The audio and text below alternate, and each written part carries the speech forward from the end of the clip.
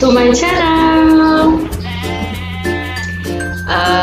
Assalamualaikum warahmatullahi wabarakatuh. Kembali lagi bersama Bu Adis dalam pembelajaran bahasa Indonesia. Nah, untuk pertemuan kali ini kita akan membahas tentang kaidah kebahasaan dari teks deskripsi, gitu kan. Pada pertemuan sebelumnya kalian sudah mengetahui apa itu pengertiannya, apa ciri-cirinya dari teks deskripsi, lalu membahas juga struktur teks deskripsi gitu. Nah, untuk pertemuan kali ini agak panjang tentang kaidah kebahasaan teks deskripsi. Untuk itu kita mulai aja ya, karena pembahasannya ini agak panjang, jadi jangan sampai di skip videonya, lalu klik like, komen, dan jangan lupa di subscribe. Kita mulai aja yuk pembahasannya. Ya, jangan lupa ya di klik like, komen, dan subscribe. Nah, untuk kaidah kebahasaan. Kaidah kebahasaan itu sendiri, kenapa kita mesti belajar tentang kaidah kebahasaan? Nah, ini untuk membedakannya dengan teks-teks yang lain. Jadi, teks deskripsi, teks narasi itu punya cirinya masing-masing atau kaidah kebahasaannya masing-masing. Makanya untuk membedakan teks satu dengan teks yang lain, ya. Yang ini dia ada kaidah kebahasaan. Yang pertama kalimat perincian, lalu ada kalimat cerapan panca indera, selanjutnya kata berimbuhan, kaidah kebahasaan selanjutnya penggunaan sinonim, kata depan atau preposisi, lalu ada hiponim dan hipernim, kalimat bermajas, penggunaan, dan terakhir penggunaan diksi. Nah, kita mulai dari pembahasan pertama, itu kalimat perincian. Nah, di sini kalimat perincian itu gimana sih maksudnya? Nah, kalian lihat contoh di layar sini. Ada kalimat ibuku orang yang baik. Nah, untuk kalimat perinciannya itu ada kalimat dia berusaha menolong semua orang, dia ramah dan tutur katanya lembut kepada siapa saja. Tuh, jadi dapat kita lihat dari contoh kalimat ini di sebelah kiri dengan sebelah kanan itu kalimat perincian untuk menjelaskan kalimat yang umum. Jadi ibuku orang yang baik, kata baik itu kan istilah umum ya, istilah yang ya cukup umum gitu, makanya kita rinci dengan berusaha menolong semua orang, itu kan termasuk dalam kategori baik. Lalu dia ramah dan tutur katanya lembut, ramah dan tutur kata lembut itu juga termasuk rincian dari kata baik itu sendiri gitu. Jadi kalimat perincian berfungsi untuk merincikan objek yang akan kita deskripsikan seperti itu. Nah, di sini juga ada contoh lagi, koral di Laut Karimun Jawa beraneka bentuk dan warna. Jadi di sini beraneka bentuk dan warna sehingga membentuk pemandangan yang begitu indah. Kata beraneka bentuk dan warna di sini dijelaskan rangkaian koral di Laut Karimun Jawa berbagai bentuk dan beraneka warna. Ada koral berbentuk bunga, berwarna krem dan merah muda. Nah, di sini perinciannya nih yang ini. Di tengahnya ada bintik-bintik menyerupai benang sari, itu juga termasuk ke perinciannya. Selanjutnya di sini ada kalimat cerapan panca indera. Kalimat cerapan panca indera. Nah, di sini jadi karena teks deskripsi itu kan seolah-olah pembaca itu melihat, mendengar, dan merasakan apa yang dirasakan atau dilihat atau didengar oleh si penulis gitu. Makanya di sini digunakan kalimat cerapan panca indera. Jadi seolah-olah melihat. Di sini contoh kalimat pasir putih. Jadi seolah-olah si pembaca itu melihat pantai panjang dengan pasir yang berwarna putih. Lalu ada kalimat lagi, air jernih dengan buih-buih kecil, gitu ya. Jadi seolah-olah si pembaca itu melihat air yang jernih dengan buih-buih kecil itu, ya kalian bisa membayangkannya sendiri kan, gitu. Lalu ada lagi bukit hijau menjadi latar pantai, ya, bukit berwarna hijau menjadi latar pantai, ya. Kalian bayangkan seberapa indah si Loang Balong ini, gitu ya. Lalu ada lagi seolah-olah mendengar debur ombak pantai terdengar berirama. Jadi seolah-olah kita berada di sana dan mendengarkannya secara langsung, debur ombak atau suara ombak, gitu. Lalu seolah-olah merasakan udara yang terasa segar, ya. Jadi kalian seperti berada di pinggir pantai, merasakan hawa segarnya di sana, seperti itu. Nah, jadi kalimat pencerapan panca indera itu dibutuhkan di dalam teks deskripsi untuk seolah-olah si pembaca melihat, mendengar, dan merasakan dari apa yang penulis tuangkan di dalam teks tersebut, gitu. Jadi itu ya. Nah, kita bahas di kata berimbuhan. Jadi di sini penggunaan kata dengan kata dasar K, P, T, dan S. Jadi kalau di sini khusus untuk penggunaan imbuhan me, nih ya. Penggunaan imbuhan me. Kenapa ditulis menggunakan N kapital? Ya, di sini harus menggunakannya N kapital karena menasal, dibacanya bukan men tapi menasal, gitu. Nah, ketika kata dasar pesona diberikan imbuhan menasal, menjadi kata memesona, bukan mempesona, gitu ya. Jadi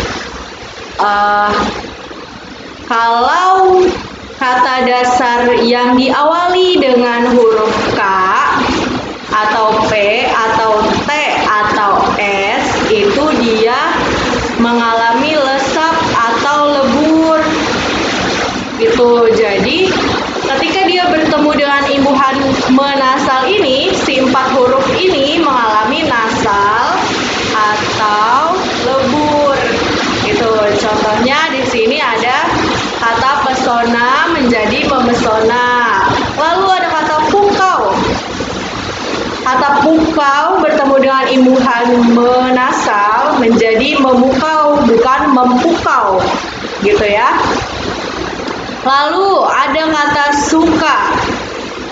Kata dasar suka diberikan imbuhan menasal dengan diakhiri dengan imbuhan i. Jadi menyukai bukan mensukai, kayak gitu. Jadi ingat, kalau imbuhan menasal bertemu dengan kata yang diawali dengan K, P, T, dan S, itu dia mengalami lesap atau lebur. Jadi si huruf awalnya itu nggak usah diajak, gitu ya.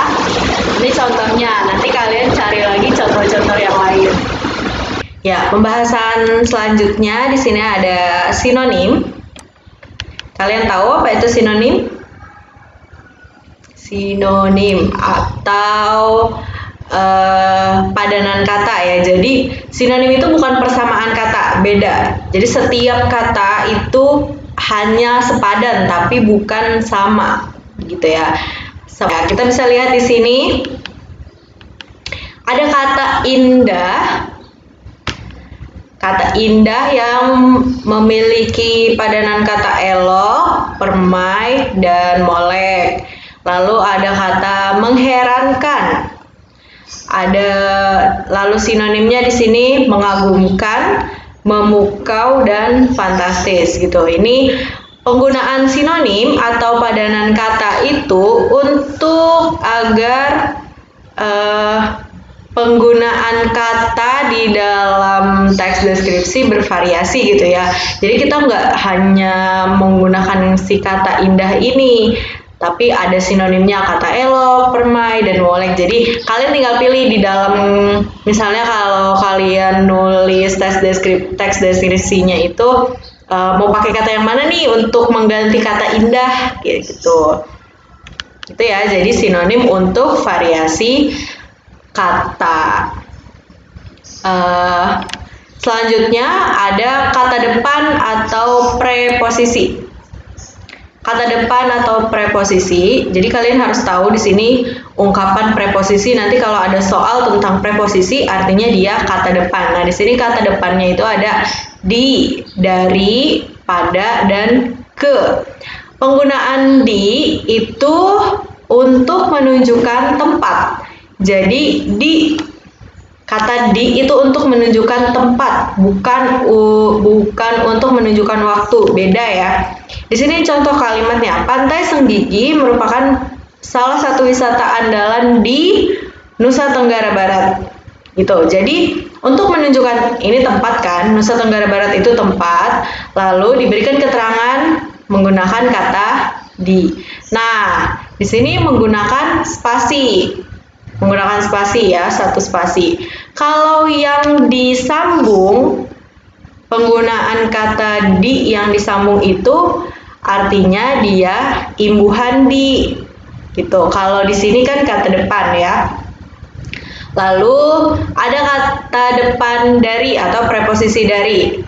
Contoh kalimatnya, dari kejauhan tampak hamparan permadani biru toska berpadu dengan hiasan bui-bui putih bersih. Jadi dari juga mengungkapkan atau menunjukkan keterangan tempat. Keterangan tempat yang asal ya. Jadi asal tempatnya tuh dari mana gitu. Di sini dari kejauhan.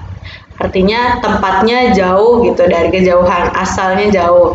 Lalu kata preposisi pada. Bedanya di dengan pada. Bedanya di dengan pada. Di sini kalau pada itu untuk keterangan waktu. Jadi pada hari Minggu. Pada hari Minggu ya, bukan di hari Minggu. Kalian harus tahu perbedaannya kata depan di dengan kata depan pada.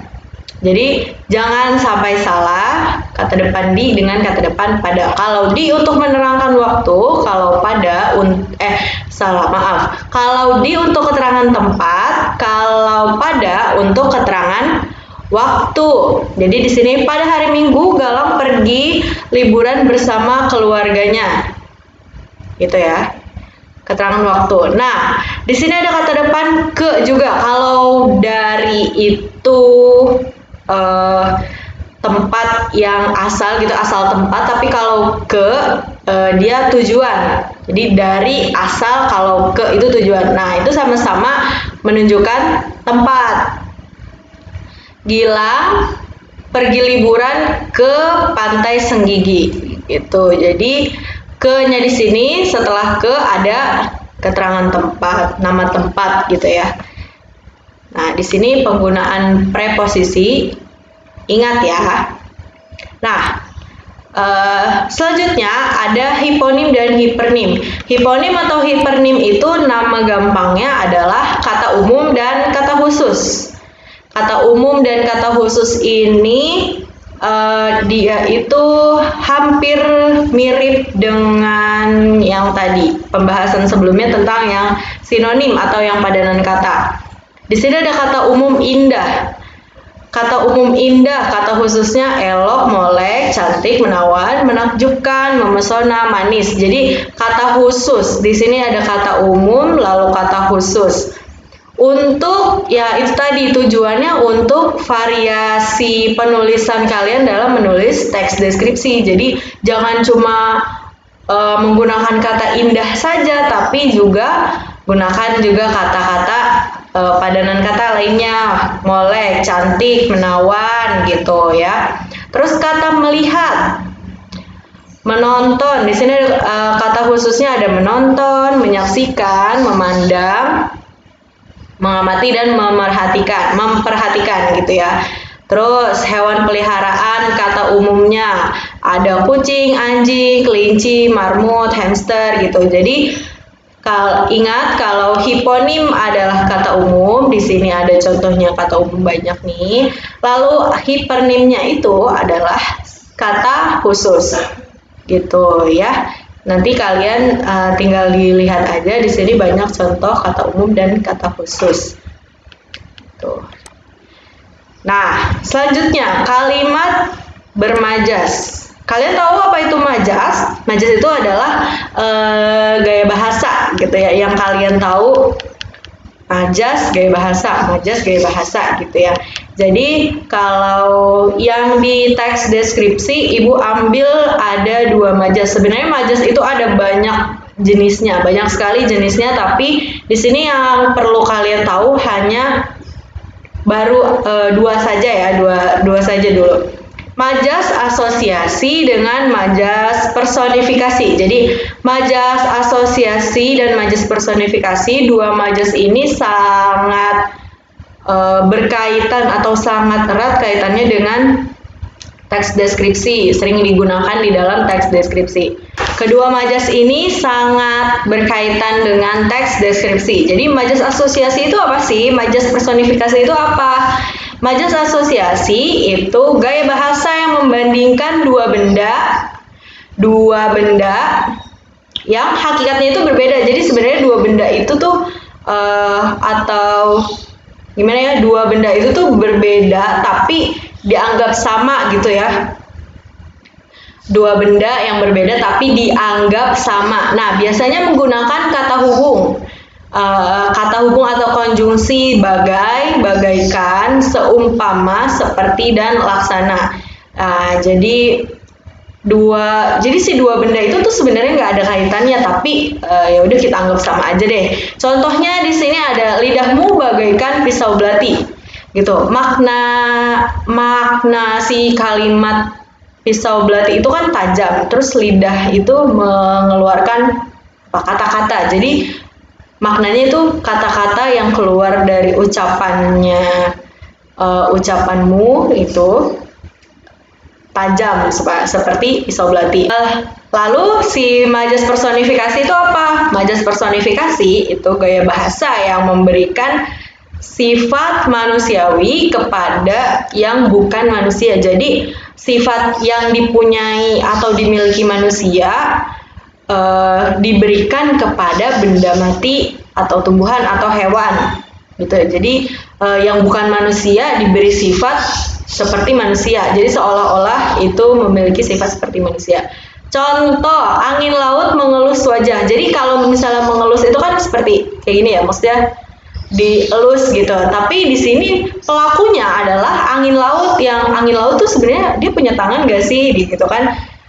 Dia kan nggak punya tangan untuk mengelusnya itu sendiri, tapi di sini kita gunakan kata mengelus itu untuk majas personifikasi gitu. Jadi kata mengelus yang diberikan sifat manusiawi kepada si angin laut. Contohnya lagi,